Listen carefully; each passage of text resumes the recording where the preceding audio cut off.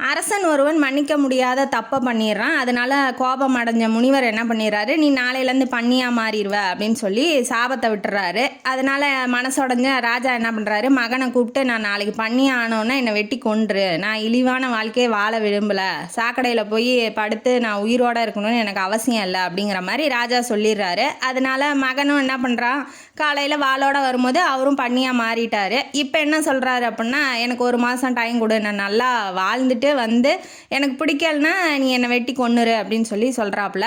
சரிப்பா நீங்கள் போயிட்டு வாங்கன்னு சொல்லிடுறாங்க. அவரும் போயிடுறாரு, பண்ணி ரூபத்திலே போயிடுறாரு. அங்கே ஒரு பெண் துணையை தேடிக்கிறாரு. நல்லா ஜாலியாக சாக்கடையிலே வாழை பழகிட்டாரு. இப்போ என்ன பண்ணுறான், வந்தோடனே 1 மாதம் கழித்து வரான். வாழை எடுத்துகிட்டு வந்து வெட்டலான்னு வரும்போது, இருப்பா என்னோடய ஒய்ஃப் வந்து ப்ரெக்னெண்ட்டாக இருக்காங்க, அவளுக்கு நான் போயிட்டேன்னா அவளை பார்த்துக்க ஆள் இல்லை, அதனால் குழந்தை குட்டியெல்லாம் பிறக்கட்டும், அதாவது பன்னி குட்டிங்கெல்லாம் பிறக்கட்டும், அதுக்கப்புறம் வந்து என்னை வெட்டியிருப்பா அப்படின்னு சொல்லி சொல்கிறாப்புல. சரின்னு அவனும் அமைதியாக போயிடுறான்.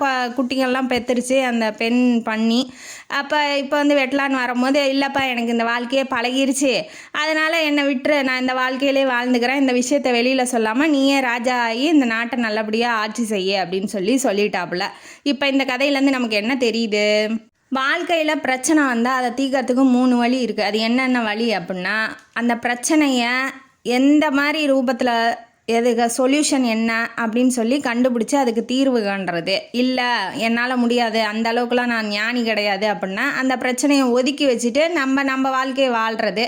அப்படி இல்லை என்னால் முடியாது அப்படின்னா அந்த பிரச்சனையோடு சேர்ந்து இதுதான் நம்ம பிரச்சனை அப்படின்னு ஒத்துக்கிட்டு வாழ பழகிக்கிறது.